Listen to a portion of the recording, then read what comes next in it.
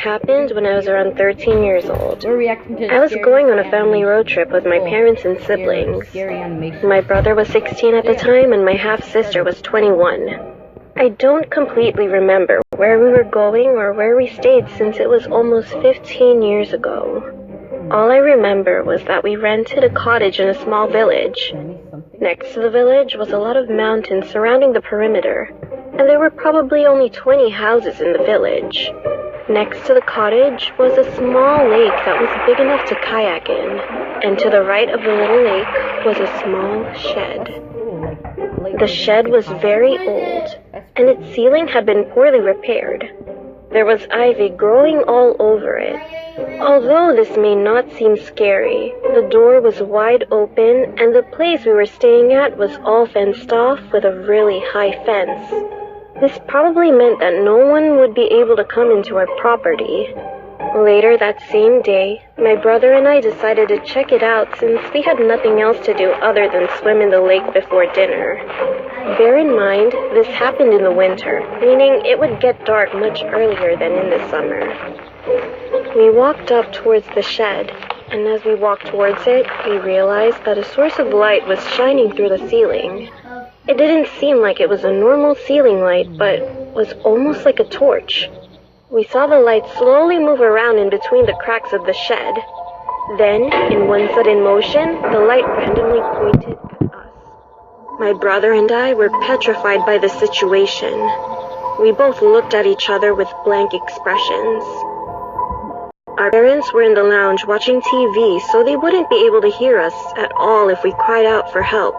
I don't like to be cliché, but my big brother is a very strong person, emotionally, physically, and mentally.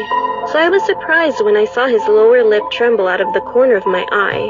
I thought he was going to protect me by telling me what to do, but instead he just stood there, frozen, like me, with a petrified face as the bright light blinded us through the gaps between the walls of the shed for what felt like an eternity.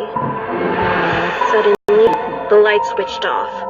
A small sense of relief hit me as the light turned off, but I was still scared for my life. Because the light was shining on our faces for so long, our eyes were not used to the dark. When we tried to escape by running in the opposite direction towards the cottage, we couldn't see where we were going. Then, as if the situation couldn't get any worse, we heard a loud shuffling sound coming from the shed. We could hear the sound starting to crescendo as we ran silently towards the cottage. The sound was getting louder and louder. I don't like that. Soon after, I could just make out a hollow voice coming from behind us. I hesitantly looked behind me. To my horror, I saw a middle-aged man standing next to the shed with a flashlight in his hand. His hands were covered in what looked like blood, and his hair was greasy as if he never showered once in his life. He had a long beard that looked tangled and disgusting. In a faint voice, he said, "Come here, child. I have many toys in here. Do you want to play some games with me?" He said this with a creepy smile and eyes wide open without blinking. He looked as if he was talking to me. I instantly screamed as loud as I could, and my brother grabbed my hand with dear life as we sprinted back into the cottage. We told our parents what happened, and I hugged my brother and sister with tearful eyes. They didn't believe us at first because they were so shocked by the situation and so confused. But when they saw the monstrous man's face pressed up against the window with a bloody butcher's knife in his hand, they screamed in horror and immediately called the police. The police were nearby since it was a small town, but as the sirens came, we saw the man run back to his shed, and unfortunately, they never caught him. They asked us what he looked like and what he said to us. The police told us that a girl that looked similar to me and was roughly the same age as me was murdered last month because of that man we saw from the shed. I can't imagine what would have happened if we stayed in a busy town that weekend, or if the police didn't make it in time. I am now scared to go near sheds after that incident, and I will never be the same. A situation like this has not happened since, but I really hope that man is either caught or is being chased by the police, because those few moments scarred me for life. Wait, if that was continuous, shouldn't he be so old? I am a 16-year-old girl. Years ago, in the summer, I left my place in the city to visit my aunt and uncle's house in the suburbs of New Jersey. I mainly went to hang out with my cousin. Let's call her Kate. My cousin and I are 3 years apart.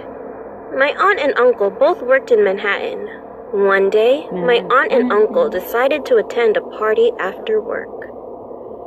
During the day, Kate and I went down to the street to her friend's house because they had a pool. We spent all day swimming. When we walked back to her house, it was around 4 p.m. It was still sunny out. All of a sudden, Kate's phone stopped working. Nothing to worry about. I still had mine and it was brand new. We spent another hour outside and figured it was time to call my aunt to tell her we were okay. On the steps, I pulled my phone out, but it was not working. We took the battery out, put it back in, but still nothing. With no way to call my aunt, we just went inside the house. It was maybe 5 p.m. Kate's older sister, Julie, a high schooler, was spending the night at her friend's house, so we were all alone. In the living room, we put the two sofas together as we normally did when I slept over. We were both tired and ready to sleep. We had been left alone like this a lot of times, so it didn't faze us. The house is big and gets pitch black. All of a sudden, we heard a big bang that sounded like brass or metal coming from across the hall. We got up and checked Kate's room. Nothing had fallen. We went back to the living room to sleep. Maybe 2 hours later, we heard another bang coming from the room. We checked again. Nothing had fallen. This time, we were a little unnerved. We went back but stayed up and shortly heard a bang a third time coming from the same room.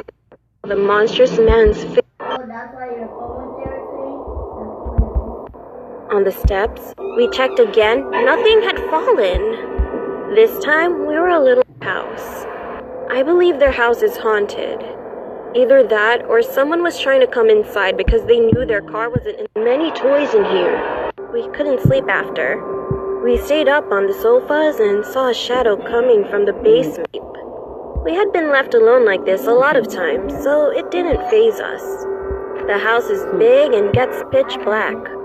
All of a sudden, we heard a big bang that sounded like brass or metal coming from across the hall. We got up and checked Kate's room. Nothing had fallen. We went back to the living room to sleep. Maybe 2 hours later, we heard another bang coming from the room. We checked again. Nothing had fallen. This time, we were a little unnerved. We went back but stayed up and shortly heard a bang a third time coming from the same room. We were nervous. We went on opposite sides of the hallway and walked in the room this time like a little SWAT team. Everything was intact. We couldn't sleep after. We stayed up on the sofas and saw a shadow coming from the basement. The basement had no door. It was just open. No one was home yet. We called out for Kate's parents, and if they were home, they would have said something. Their driveway was empty. Their car wasn't there. We were terrified. Kate and I grabbed knives, and we just stayed down on the kitchen floor. Nothing happened. After another hour, we went back to the sofas. We woke up to the sound of a girl screaming, "Help me!"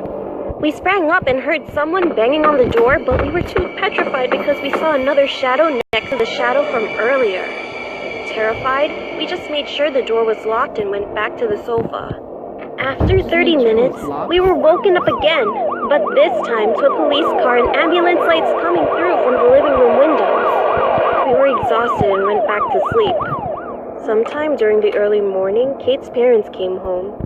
We were sleeping and heard a huge bang coming from Kate's room. This time, my uncle came up from the basement, which is where my aunt and uncle's room was. He was holding one of his metal bats. He was ready to protect us.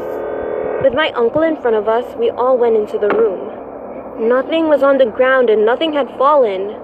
We knew we weren't crazy because even Kate's parents heard it. We never could explain what happened that night. The next morning, both Kate and my phone started working. After that day, I hated going to their house. I believe their house is haunted. Either that or someone was trying to come inside because they knew their car wasn't in the driveway and they thought they could break in.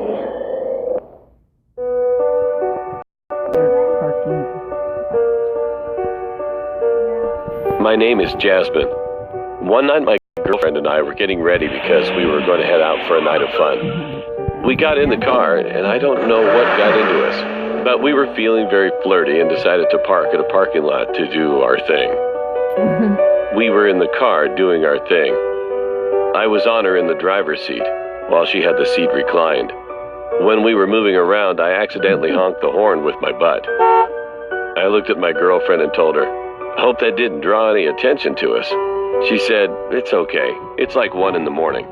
I doubt anyone is awake." So we continued. I kid you not. 3 minutes later, I put my head up to fix my hair and looked to my right. What I saw made my stomach drop. There was a man on his knees, just watching us. Jesus. I quickly jumped off my girlfriend into the passenger side, screamed and told her to drive off. As my girlfriend was trying to figure out how to put the seat up, the man got up and put his hands up. I got the most sickening feeling when I saw his hands were covered in blood. My girlfriend quickly locked the car door and got ready to drive off. Then the man told us, "Don't panic." I told my girlfriend to step on it, and when she did, I just remember looking back, seeing his face get all mad and quickly walk away from the area. As we were driving off, I was sitting there asking myself if he murdered someone. Could he be hurt? So my girlfriend decided to drive back to see what the fuck happened. I didn't want to, but I thought maybe he needed help. When my girlfriend and I went back, we saw 2 cop cars pass the area, coming from different directions. We were looking at each other, trying to figure out what was going on. When we drove back into the parking lot, he was gone.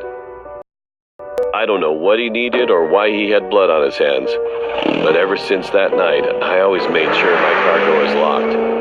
And now I carry a taser. This was a WhatsApp conversation which happened between.